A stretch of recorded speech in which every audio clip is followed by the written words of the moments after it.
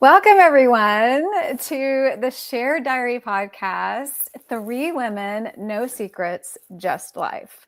This is the Shared Diary because life is better, as we all know, when the diary is open. This is a shared experience. We're opening diaries and we want you to chime in, of course. Jump into the chat live or comment after. We want to hear what you have to say because, like I said, life is better when the diary is open. So I'm Lori Phillips, and I'm the founder of the Be Awesome Network. I'm going to give Debbie and Nicole a chance to introduce themselves. If you haven't met them and this is your first experience with us, we're so glad you're here. Go ahead, Debbie, introduce yourself. Well, I am Debbie Prediger, and I am the founder of the Shine Leadership Advantage. Nicole, over to you. And I am Nicole Cowley, and I'm an identity and internal wealth mentor for women. I help women stop abandoning themselves and start building lives that look as good on the outside as they are, or as good on the inside as they are on the outside. Yes, both, all of the above. I love it. And you know, this podcast is really geared towards women because we're 3 women. Let's just face it. I mean, men, if you want to peek in and listen in and hear all of the secrets of women's lives, it'd probably be wise if you did that. But this is such a great experience. We have kind of brainstormed this podcast as a new genre. I don't even know if it exists. We are asking you to actually comment, give us your feedback. We're live on YouTube and LinkedIn and Facebook. So we're watching those comments and they're all going to pop in to our event here. So please, if you're with us right now, comment, hello, drop a little heart, drop something in the comments because we want to hear what you have to say. We want to be with you sharing this experience, sharing this diary. So we're going to dive right in. And today we're going to talk about I'm tired of being so strong all the time. And I don't know about you guys, Debbie and Nicole, but I've been here. I've been here in the last 2 years. I've been here my whole life. It's just part of sometimes being a woman and being a high performer, being, have high expectations of yourself to feel like you have to be strong. So maybe you who are listening or watching right now, you're dependable. You're the one that everyone calls, the one who holds everything together and keeps everyone afloat and says, I'm fine, even when you're running on empty. But what happens when that person everyone depends on needs someone too, right? So I've faced this. I know you guys have too. Today, we're talking about the invisible weight that so many women carry, the pressure to always be strong, and why asking for help might be one of the strongest things you can do. So we're letting go of all the pressure to carry everything alone, and we're going to have this discussion about how we can do that and maybe some stories of how we've done it in the past. None of us are perfect, of course, but that's why we're all 3 here, just to open this conversation. So the first question we're going to answer is, why did each of us say yes to having this conversation today? When was the last time you felt like you had to be the strong one? So I'm going to pitch it over to you, Debbie, to start, if that's okay. Yeah. So thanks so much for really coming up with this conversation. Sometimes there's conversations that you have in your head and you're like, I don't even know if I have the right to think this, let alone speak it out loud. So I'm saying each one of us is really being brave here, not only to have this conversation amongst the 3 of us, but to do it live. And we're asking you to kind of put yourself in our shoes of what does that feel like, and then dig in deep and answer some of these questions for yourself, really, whether you want to answer them with us or on paper or share afterwards, which we love to have people. We have people reach out to us afterwards and tell us how much this matters. But Lori, this conversation, when you said that, first and foremost, why did I want to have this conversation today? Why was this a heck yes? It's because it's so needed. oh my goodness, let's be done pretending that we're all just super women doing all the things all the time and no one feels the extra weight and burden. Let's just call that what it is, because we're all feeling it. And in fact, when somebody says to me, Debbie, you do so much and oh, blah, blah, blah, blah. And I'm like, that is not a badge of honor that I wear. Because I can does not mean I should be. So call me out on times when I'm doing too much for everybody else, and let some people carry their own weight as well. When was the last time that I experienced it? About 15 minutes ago. So life is real right now. Oh my gosh, Debbie. Isn't that interesting how we all probably can relate to this so deeply? There's certain times in our life that we need this more than ever to be strong. But I think sometimes, like you said, are we wearing it as a badge of honor, or is it actually deterring us or doing something that's not helping us really live our best lives? And so I thought that, when we decided on this topic, I was like, oh my gosh, I can relate to this one very, very deeply. And I can tell you that some of my naps would tell you that I can relate to it very deeply. Because I sometimes just need that afternoon. I was like exhausted, right? This topic is really important, because I think we're going to really dive into why we feel sometimes that we need to be the strong one. And this is going to be a really interesting conversation for all of us. And like Debbie said, probably a very vulnerable conversation in many ways. Totally, totally. I think it's very apparent in my recent years of experience that being strong, trying to be the strong one, really ended up being my detriment. It took me to a place in my life where I couldn't be strong anymore. For the first time in my life, it was really scary. And I know both of you have experienced that as well. And Lonnie, thanks for joining us from Hawaii. Wish I was there surfing the waves, even though I don't know how to surf. But I definitely identify with both of what you're saying. So drop a heart, or maybe one of those emojis with muscle in the comments if you've ever been the strong one, and tell us one word that describes how you're feeling today. Are you looking forward to this conversation? Are you a little scared about what we might say? Are you feeling maybe a little bit like you might feel guilty or might have to change what you're doing? Because that's scary. Change is scary. So thank you guys for watching and listening and chiming along with us. The anchor quote for today is, I'm tired of being strong all the time. When you hear those words, what immediately comes to mind? Who is the strong one in your life? Do you have that strong person, or have you always been that person? I know for me, I can look back and think about both my parents being strong at different times. But I will tell you that the person that I feel like I got my strength from and who I modeled myself after, good or bad, or nothing's really bad, but the things that came through that were helping me in life and the things that came through that were not so helpful, I modeled myself after my mom. So Mom, thank you for being such a strong woman, because you really did leave that legacy. You set that example for me. And not only did you run a business on your own when we were growing up, being married, and then transferring that energy into being a single woman, divorced for the first time after about 20 years of marriage. I saw you rise up to the occasion. So for me, my mom is the one who was the strong one. And how about you, Debbie?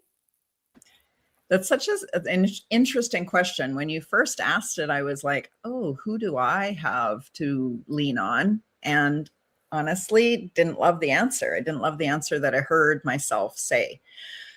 Because part of it is listening for the truth, right? And so part of my BS story is that I have to be the strong one for everybody. And so when you asked that, I was like, well, no, everybody depends on me, but I'm sure that's not true. So I want to reevaluate that.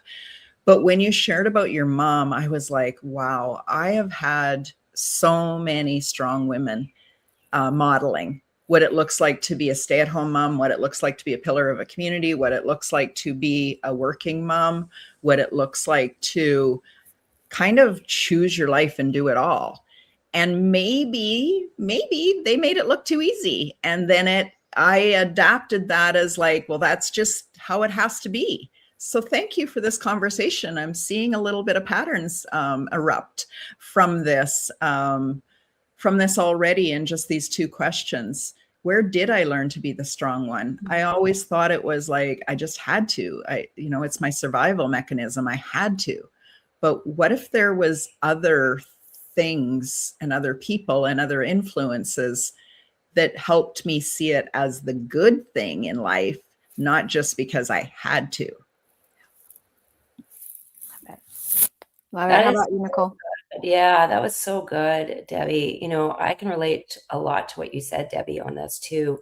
When I first saw that question too, I don't think I loved the answer for myself either, because I have felt for quite some time that I have to be the strong one. And, looking back, I think, when I was younger, my parents for sure were like, I would just go to them for the answers. I would just like, I didn't even think of it. I was like, I think we take for granted every decision our parents make, like all the things that they had to do until you become a parent, you kind of take for granted. Right. And so I would just be like, what do you think? What should we do? Can you solve this problem? Like, especially like dance competitions. I forgot my dance outfit somewhere. My mom's running back like on the freeway trying to get all my things, right? Like all these, I think they were my problem solvers. They were the people that, came to my rescue lots of times. And then I think, when I got married and I had my own children, and then I started to think, okay, well, I need to be strong for them.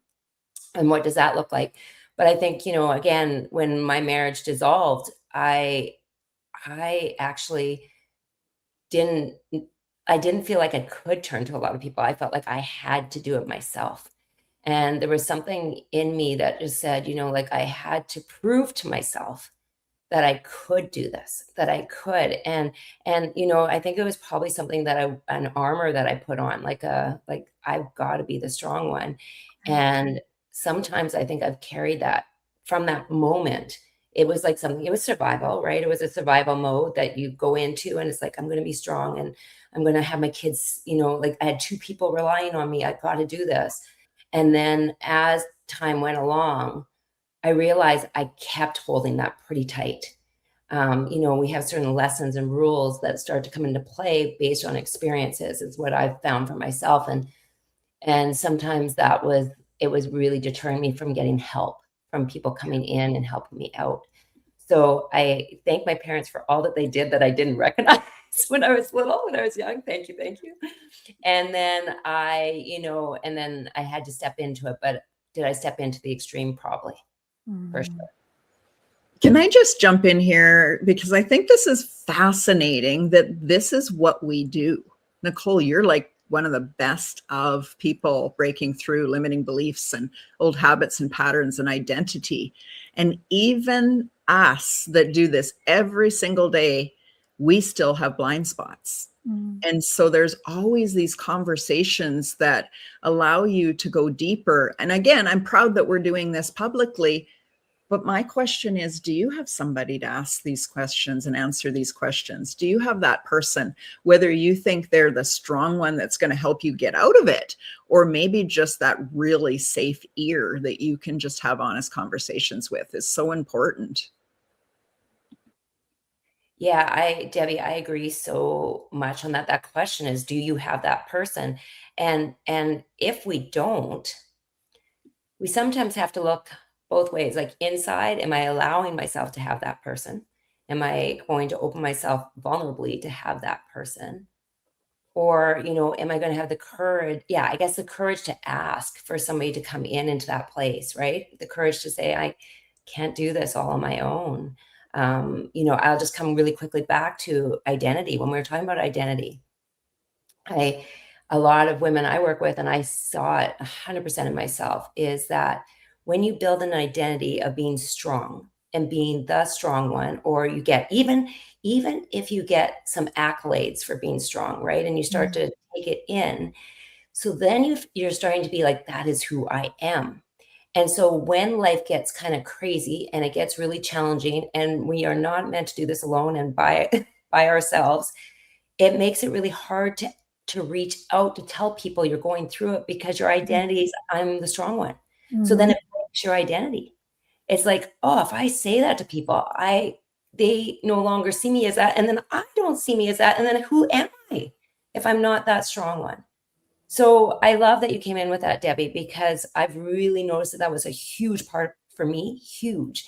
And it's been for so many women that keep it all to themselves, the suffering, the things they're going through, and really scared to share it out into the world because that would break who they believe they are. Isn't that like one of the biggest challenges in there? So true. And as you were talking, Nicole and Debbie, I was thinking, so much of at least my business is being a leader. And when you're a leader and people are looking to you for advice or wisdom or strength, you have to be strong. There's no really other option. But I will say this.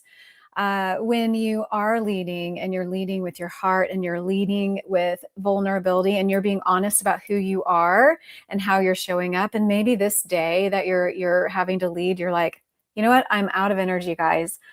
I mean, who doesn't respect that? Who doesn't really like identify with that and say, wow, okay, I've put this person who's a leader on a pedestal and they're actually admitting that they're tired today or they don't have the energy. I mean, I just did that on a coaching call this week. I said, guys, before I logged on, I was feeling low energy, but you guys have lifted me up. And so I just think that's beautiful that we can be leaders, but we can also have moments where we need other people around us. So I love thank you for joining us from LinkedIn. Such an important question. Thank you guys for being vulnerable and honest with us. Accepting help when you see yourself as the strong one is so hard. So I want to shift into maybe tell us a few moments in your life. Have you ever gone through a season where you were caring far more than people realized? And what was that experience like? For me, I have shared this before in other episodes, but I went through a crisis, a health crisis, basically, where I was doing just that. I was caring way too much and people didn't know. So I wasn't being vulnerable. I wasn't being honest. I wasn't putting myself out there and asking for help. And I paid for it greatly. And I went through a season of about a year of recovery where I chose not to work and I couldn't work. And I was glad that I didn't work and so grateful that I had that ability because I asked for help. I finally asked for help. I think it was probably one of the first times in my life that I had gotten to that point where I really, really needed help. But when that season, I was coming out of it and I had learned yoga and gotten certified and done all of these things to heal myself, right? But I was thinking about this, pretty deeply one day, and I decided to do a post on Instagram. I have it pinned on my Instagram account. It's loriyoga.life if you guys want to go look. But I did some research and I thought about the fact of being resilient, right? So the Merriam-Webster dictionary defines resilience as, number one, the capability of a strained body to recover its size and shape after deformation caused especially by compressive stress, and an ability to recover from or adjust easily to misfortune or change. And it said in physics, resilience is quite literally the ability to absorb energy, such as from a blow, and release that energy to spring back into the original shape. So when I found that, I was like, I don't know if I want to be proud of that ability to just absorb that trauma and be able to bounce back, because obviously too much of that is too much of that. So I would love to know, Debbie, was there ever a season in your life when you were taking on too much and nobody knew it?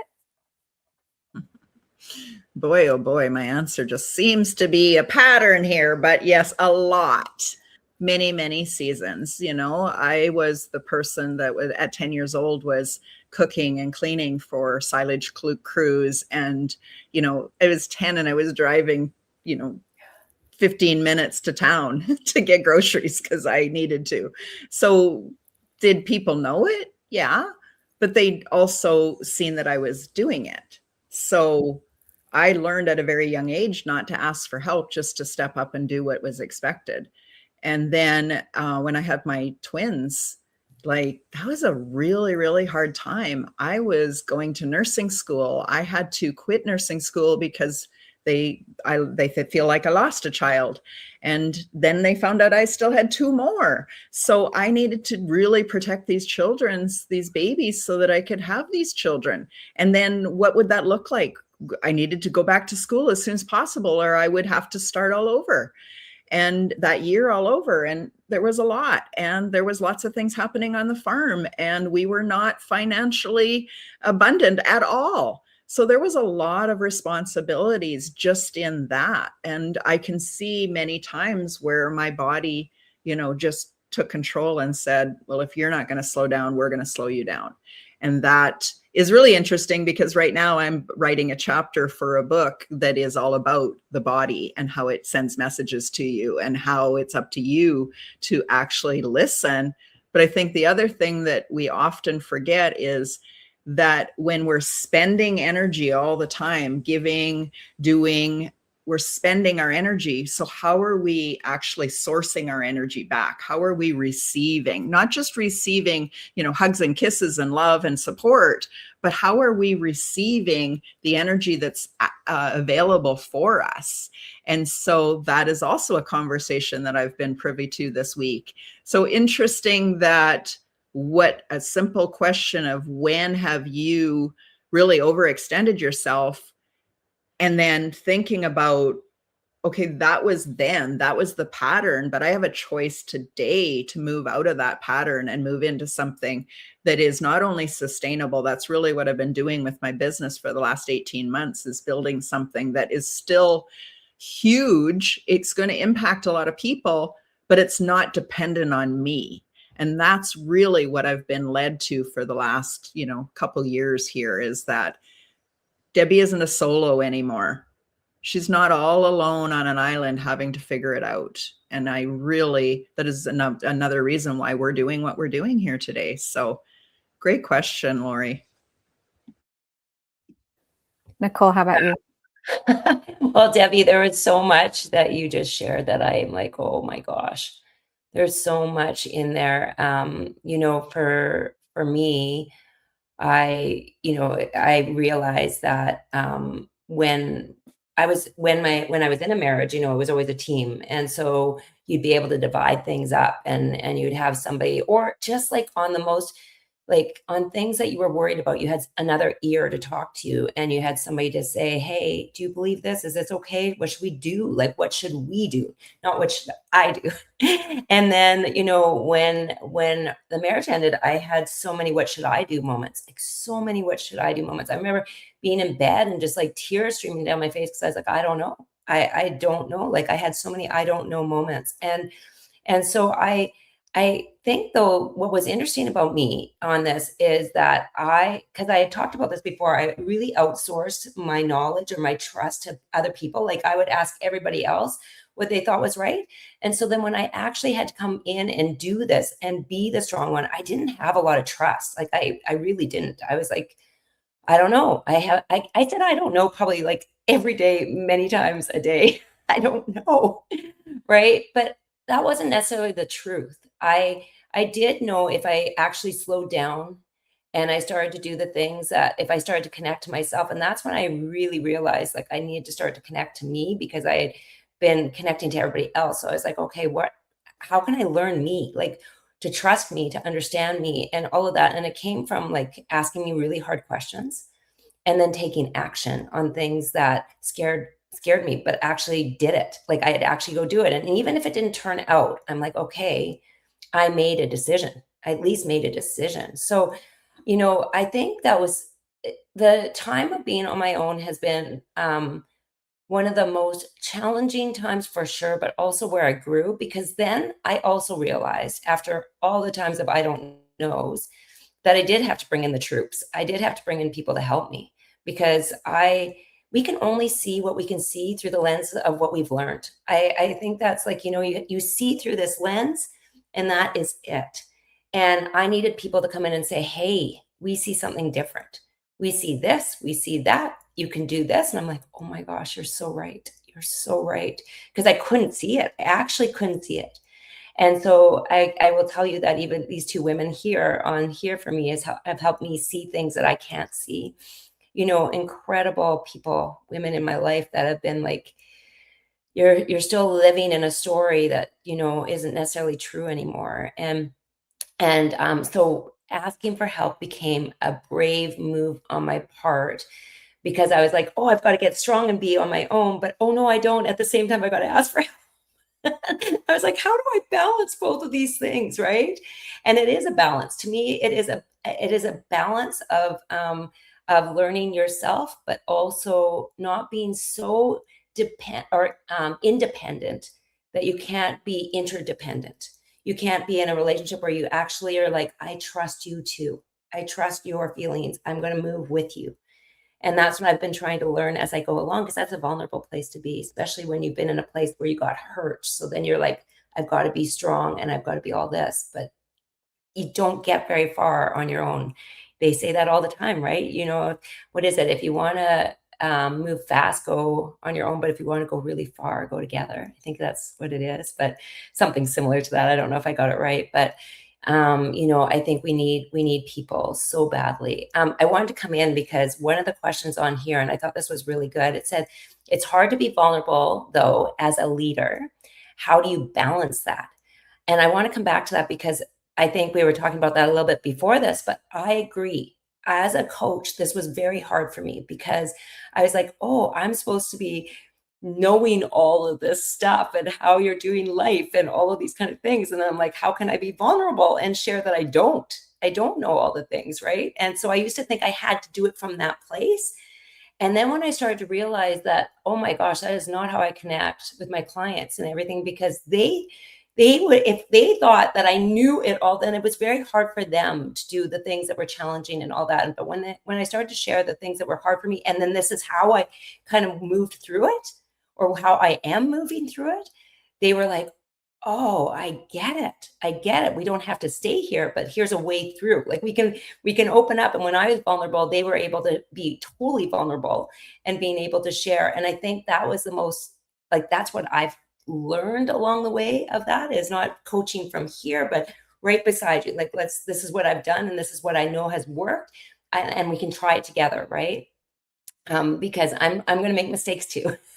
And I for sure am. So I wanted to address that, because thank you for that question, because I think so many of us are like, how do I lead and be vulnerable? How do I do that? And that was a great question. And I work on that one all the time. But I think that's how you build self-trust, is if people can resonate with you and be like, me too, I've experienced that too, then they have that trust with you. And then together you can go further. So yeah.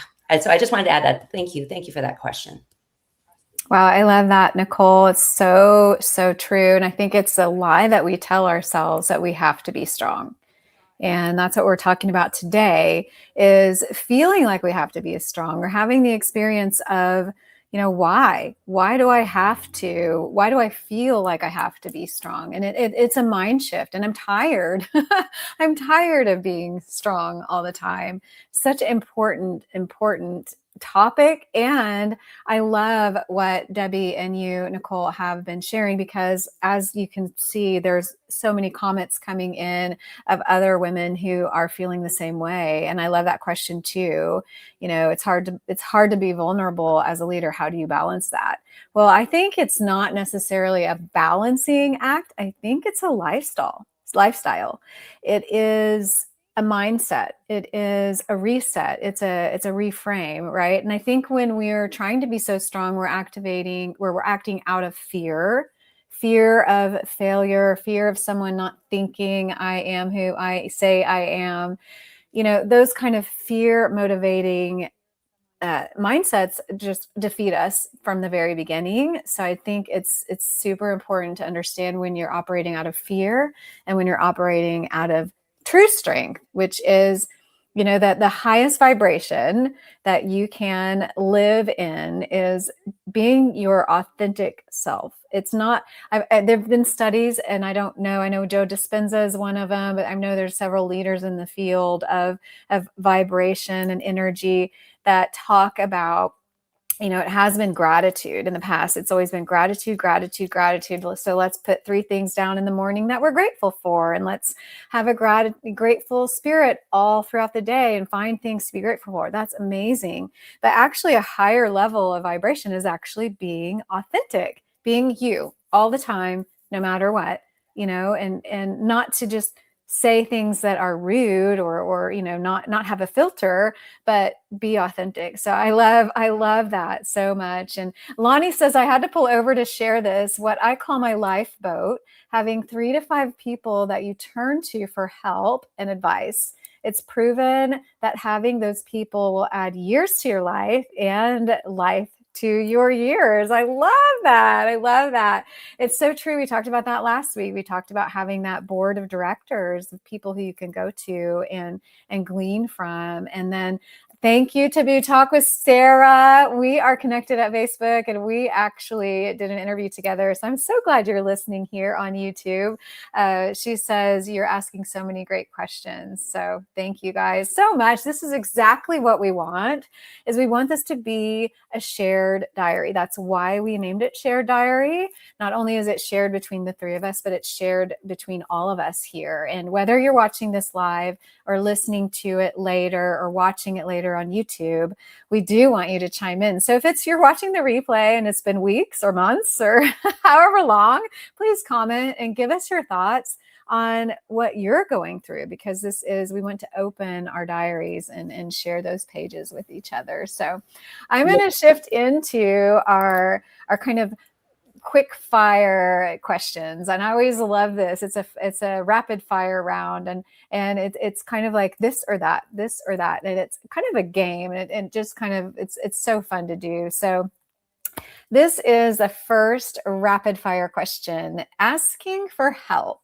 easy or difficult? We might have already touched on this, but what are your thoughts? Is it easy or difficult, Debbie? It depends. If it is a simple task, it's easy. I ask people for simple tasks all the time. The deep of what do I really need, that is intentional. And sometimes, even though I know logically that I need to do it, it is hard to ask. Why? Because I've been let down so many times that it's kind of like, God, if I ask and they say no, that's going to feel so shitty. And I actually don't have the energy to deal with that.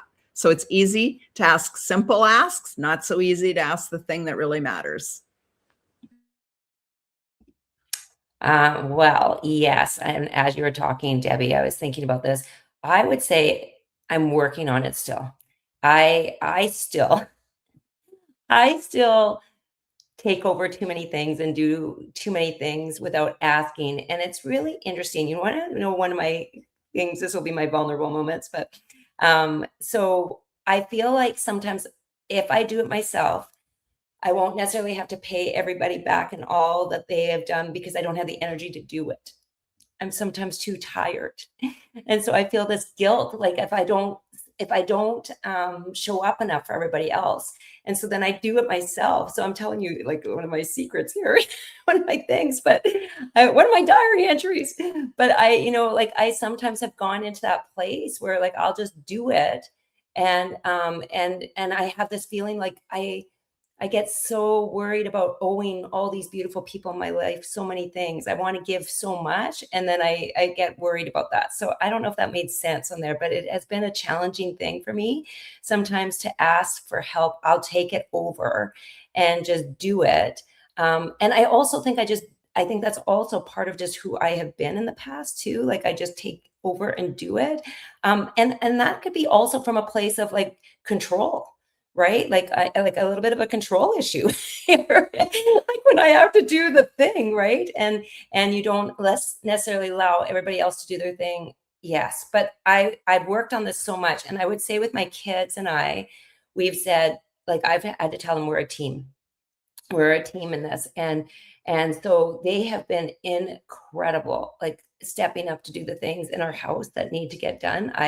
If they are listening to this, which they probably are not listening to this, but if they are, I want them to know that, I value their help so much in this home. Like I'm so grateful for the, helping with the lawn or the vacuuming or whatever it is that we need done. They have stepped up and they do this, and they like seriously don't argue, or I'm just so grateful because we've really come together as a team, and I've had to ask them to help and step up, and I'm so grateful for that. So I wanted to say that too.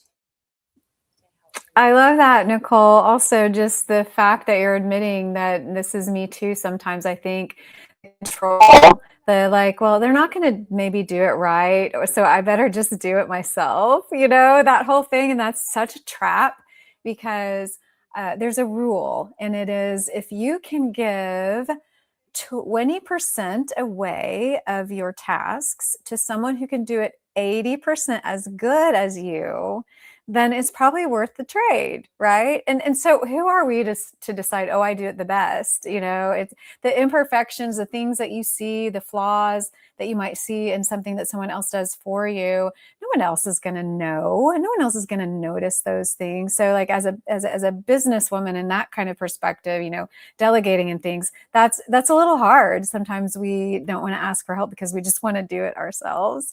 But you're also alluding to life in and of itself. And that is, that's the harder part, I think, is to personally come to someone, whether it's your kids or your parents or a close friend, and say, hey, I need help. And for me, it's very difficult, having grown up as kind of a strong person and learning to be so independent and not really want help from someone else because I got to do it all myself, or I got to prove myself somehow. So for me, it's historically been difficult. But I will say I did learn when I was down, like all the way down, and I did ask for help. I learned that people actually want you to ask because they want to help, but they don't know how to help, right? They don't know what would actually be helpful. One of the things that a friend of mine told me, I think it was after her parent passed away, and one of the things that she said was the hardest thing is that, you do get all this attention at first, but the question people say is, what do you need? And sometimes as a person going through something, you really don't know what you need. So I will say I did learn through that experience and my own experience is when you are asking, ask for specifics. I say, hey, like, I haven't taken a shower in 5 days. Could you just like come over and watch my children so I can jump in the shower? You know what I mean? Like, help each other out, ask to be specific needs, and you'll be surprised who, comes to the surface and who comes to your aid. So such great feedback. Thank you guys for answering this question. And Alicia at LinkedIn says, being vulnerable is the best way to show who you really are and help people to do it as well. Real people connect with real people. Perfect. Exactly what we're talking about today, Alicia. Okay, we're going to shift over to the next rapid fire question. This one's going to be fun. The question is, cry alone or cry with someone? I feel like that's a big one, right? Can you cry with someone? Can you actually shed tears with someone? That's a hard thing to do. And talk about being vulnerable and who we are, completely who we are, and showing our actual weakness is, what do you guys think about when you think about back, through some times that you've gone through? Do you prefer to get quiet by yourself? And nothing wrong with that, but do you prefer to get quiet by yourself and cry, or do you want someone to kind of cry with you? What do you think, Debbie? Are you going to say both? I'm not going to say both. I'm going to add a choice C, is that I couldn't cry. For years, it didn't matter how hard it built up and I wanted to, there was nothing. And it's so, now that I know about energy and blockages and stuff like that, I understand it. And just last week at the Edge event with 50 huge entrepreneurs, I cried my eyes out. So which one felt uncomfortable? Both of them, thank you very much. But I have to say that the not being able to cry was absolutely trapping me in other ways as well. And so that's a whole other story for another day. But I don't prefer either one of them. And that's probably why it's such a release when it actually happens. Debbie, thank you for that. That was something I learned new about you today, about that not being able to. Isn't that like a third part on there, not even being able to cry? Yeah, wow. Thank you for that today. I am a crier. I am a crier. The commercials, I'm even crying. Like, oh my gosh, I cry at so many things, like so much. My kids are like, oh my gosh, you're crying again. And I do. I feel things so deeply. Like, I really feel them so deeply that I can't even control the tears. Like, they just flow out of me. And so I don't think I choose to cry with people. I think it just happens. And they're like, great, what do we do with her now? But I honestly, I do. I'm a crier. I really am. But I will tell you this. So I was in a coaching group years ago, and we went out into this, it was kind of an open area, but it was a little bit secluded into trees and different things. And they would put a person up on a rock, and then they would ask you certain questions about your life. And it was a lot. I unloaded a lot. And I remember crying so hard, and they were having us kind of yell things out and everything. And I remember this sweet couple was walking by on the path. I think they were like, what is happening here? What is this girl screaming on this rock? So anyways, the next day I remember having this vulnerability hangover. Like, I wanted to crawl into a shell so in. I was like, people just found out everything about me. Like, I was sharing all the things, and it was all coming out. And I remember being like, that was probably one of the most unprotected I felt. Like, I felt so vulnerable, so open. And so the next day I really went through a hangover, like a vulnerability hangover. I'm like, people now know that I feel this, or I this has been what I've been holding in. And so my strength, like what I thought, that I can do this kind of thing, it was shattered almost that day. Like, it was like, oh my gosh, people know my thoughts, like actually what I'm feeling, not my outside. And I think that vulnerability hangover is a real thing. And so when I'm with clients, lots of times I'm always like, please do not feel bad about what you're sharing with me, and know that it's here, like that it needs to come out just with me, because I never want them the next day to be in the shame of letting me in or be in that place, because that is a hard thing the next day, because it's identity again. I was strong, and now you know everything about me, and now I feel weak. Like, I feel too open. I feel vulnerable. But I've been working on that always too, is that it is me. Like you said, Lori, the authenticity, it is me. It is me. This is all of me. I do cry at commercials. I do cry at the silly little things. Songs get me crying. I don't know. It's so many things do, but I think there's so many things worth the tears. Like, so many beautiful things in this world worth those tears. So that is me, a crier. Love it. I love how you said it's worth the tears. It's worth it, right? Because life is beautiful. Life is sad. Life is wonderful. My son just had his very first baby, my very first grandchild. And when they're navigating this, they're young, they haven't done this yet. And so they're like, you know what, we want some privacy in the hospital, so we're not going to open the doors for anyone to come visit. while I completely understand that and I honor that, that's a really hard thing to do as a young person, right? To draw that boundary and hold to it. He called me and he FaceTimed me from the hospital. It was him and his partner, and just their faces were just beaming. And I was like, oh my gosh, the first time I saw the image of him and her at the hospital in the gown, like tears, just tears. And then my throat just like squeezed up so I could barely talk because I was like, I couldn't breathe. And it was so exciting. So you're so right. There's so many ways to share those tears with the world. And it's a bodily function, right? If we don't, sometimes, Debbie, to your point, when you don't cry, you don't release, then you're binding up that energy, that sadness, whatever it is inside of you. And we all know what happens when that happens is it comes out sideways. It comes out some other way that's not healthy. So I love, Nicole, that you just say, hey, I'm a crier. I'm a crier. And I am too. Like Hallmark, those commercials that come with the Super Bowl every year in America, and the ones that are supposed to like really pull at your heartstrings, and like, even the inspirational ones where the athletes are just giving it their all. I'm like, oh, I'm crying at that too. So I love this question. And I am a crier as well.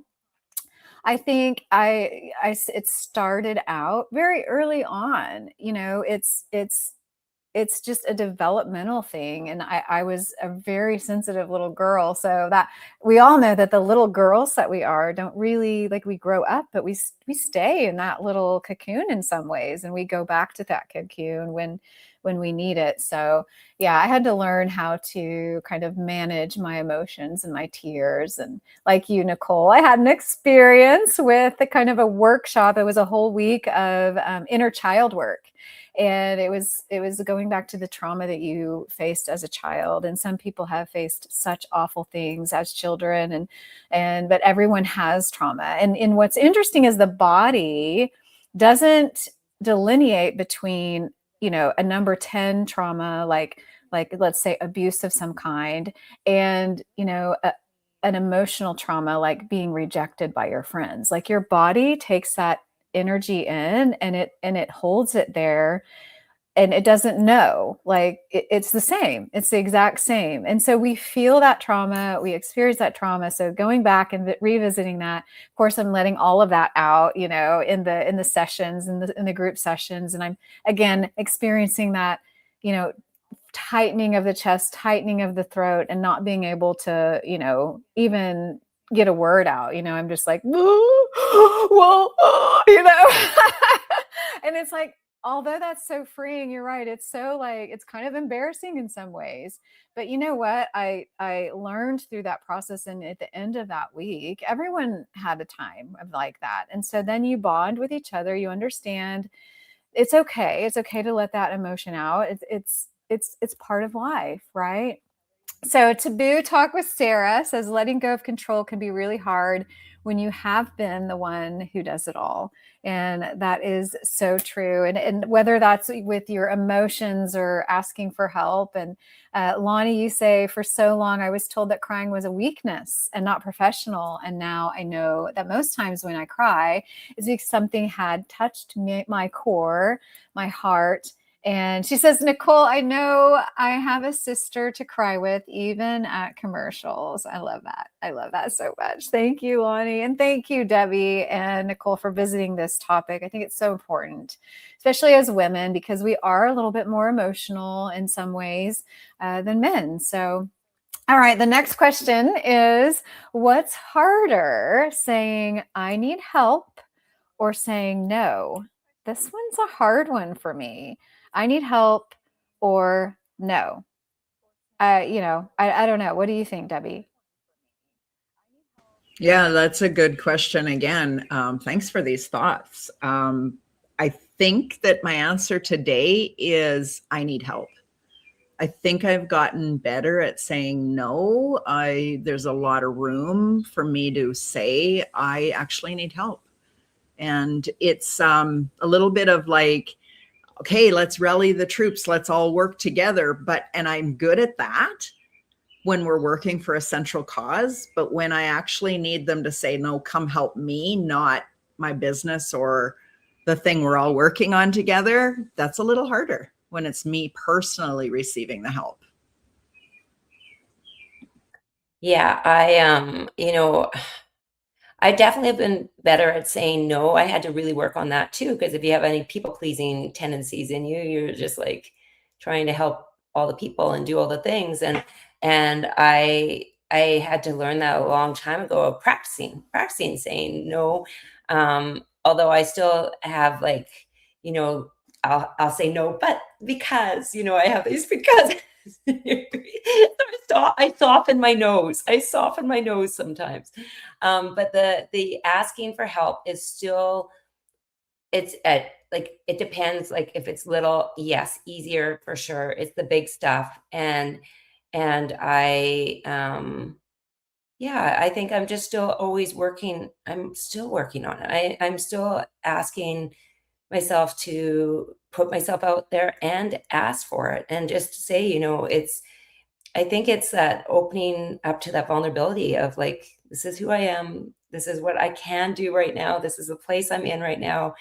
Can you help me? And not having to know it all or to have it all figured out or any of those things. I think we put so much pressure on ourselves to do that. And I'm not even always, I was trying to think when we were doing this, trying to go back to where this always comes from, this strength that women have to hold on to. And I think sometimes, I'm not even sure where it all comes from. I think sometimes it's programming, like things that we've had over the years of like, be the strong one, do the thing that you need to do for your family, do the thing you need to do for everybody else, nurture everyone and everything. And or maybe it was from like, if you were one of those kids that, I think this happens in firstborn sometimes, that you're the first to do all the things, and then they go, "You got it. You're doing it. You can do it. You got this. You're the strong one. You can do it."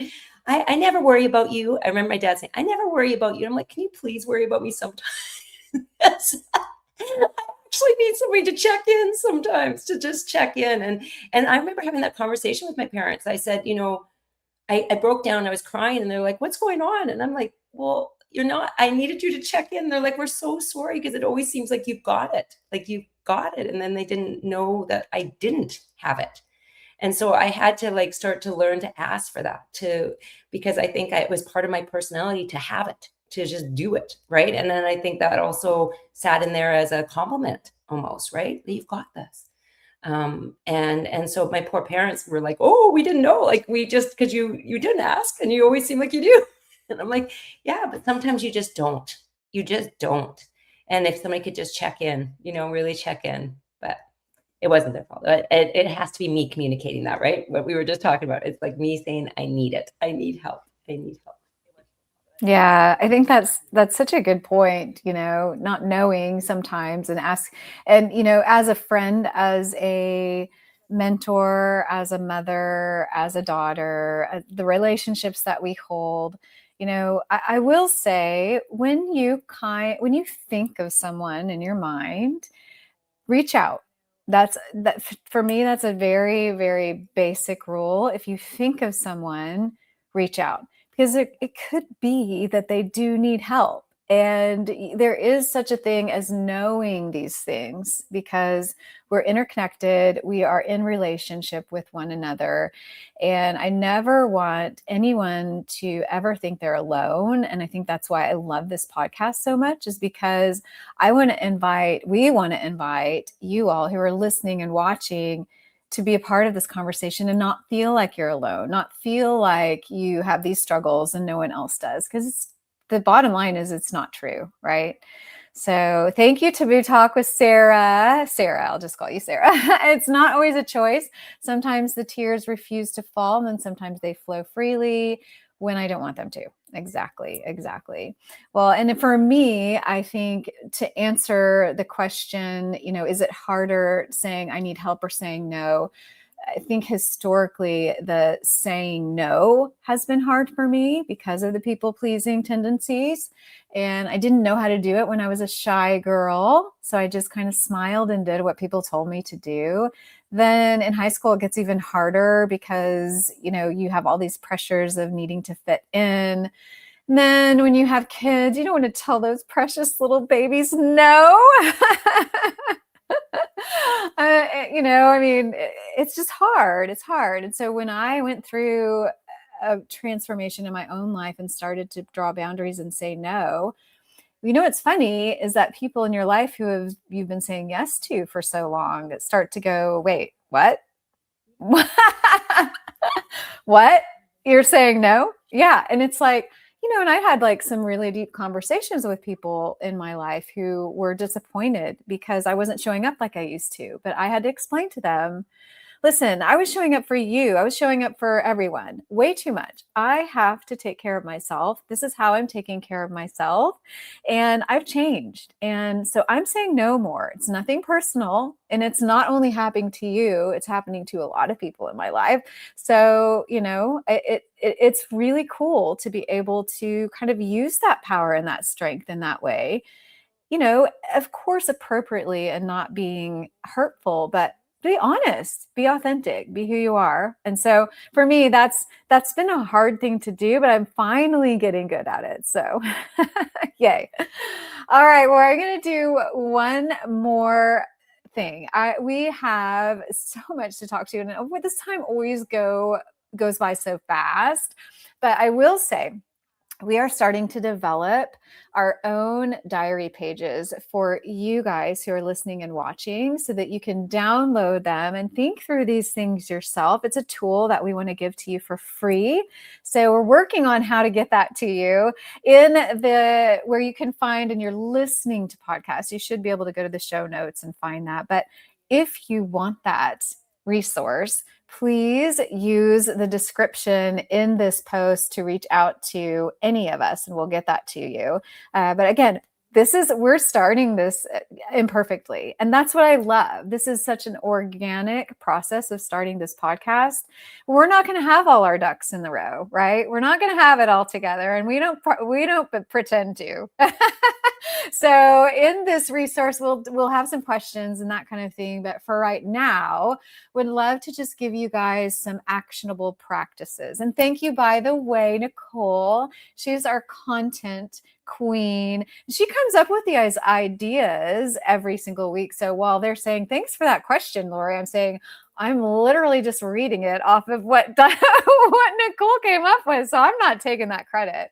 I'm just voicing the question. So thank you, Nicole. But so here's the actionable practices to discuss. So ask yourself, and get your diary out. I got my new diary. Get your diary out. Ask yourself these questions. So ask for help with one small thing this week instead of automatically doing it yourself. That's one suggestion. Practice replacing "I'm fine" with an honest answer when someone you trust asks how you're doing. Make a not mine to carry list. Write down worries and responsibilities that don't actually belong to you. So just brain dump those out on the page, and then schedule at least 1 hour this week for intentional rest without feeling the need to earn it. So I love those suggestions. Thank you, Nicole, for being our go-to with all of those wonderful suggestions. And again, if you want this resource, you can go listen where you listen and find it in the show notes. And if you're watching it on YouTube or Facebook, go ahead and just comment. Let's see. You should comment diary. If you comment diary, then we'll send you our diary pages to work on yourself this week until next time. So I just want to open diary. There you go. I just want to open it up for our last part, which is always the ending of our show. And that is, we ask each other, what would you change? I'm sorry, not what would change. If you wrote one sentence at the bottom of today's diary entry, what we've been discussing today, if you could summarize what we've been discussing, what would it say? Would it say, I need to be stronger? Would it say, I need to shed some tears? Would it say, I need to ask for help? What would your diary entry say? I would love to hear that from you, Debbie. Yeah, I think that what comes for me is I have learned a lot about myself today. That's my diary entry for today. All right. So I think for me, it's okay to continue to be vulnerable and share. It's safe to, allow myself to do that. I think that's where I continue to open my heart. So, Wow. I will ditto both of those entries. I've learned a lot about myself, and I'm learning to open up and be more vulnerable. I think for me, today's topic of being strong, I think I'm going to say I'm proud of myself.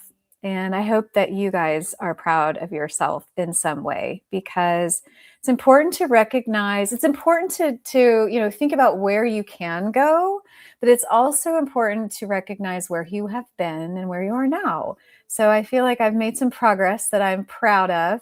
And I hope that you guys are proud of yourselves too. So thank you guys so much for being here with us on the Shared Diary and for chiming in. I see your comment, Alicia, diary, and we will get that to you somewhere, somehow. We're all on LinkedIn. So if you want to find us, search us by our names and reach out. We're happy to answer that and get that to you.